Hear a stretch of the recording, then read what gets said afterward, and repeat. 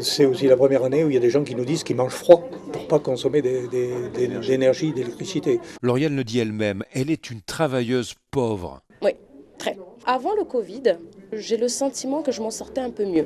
Surtout à la caisse du supermarché. À l'époque, pour les mêmes choses, j'en avais pour une 35 euros à peu près. Là, j'en ai eu pour plus de 60 euros. Pour la semaine, il y a quand même 30 euros de différence sur des produits, du pain, le sucre, le lait, enfin, des choses, des produits de base. Avec sa petite fille, pas question de sauter le moindre repas, mais en bonne maman, elle se pose des questions. Qu'est-ce que je vais pouvoir lui donner comme goûter pour l'école la semaine prochaine? Heureusement, ce mois-ci, il y a eu l'allocation de rentrée scolaire. C'est un soulagement. On se dit, bon, on va pouvoir faire les fournitures pour nos enfants.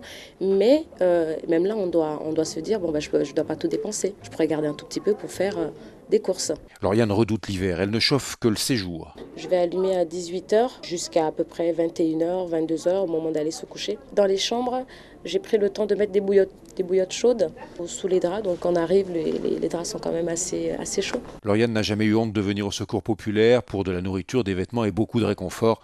Elle veut monter sa propre affaire, alors cette situation difficile ne durera pas, elle en est certaine.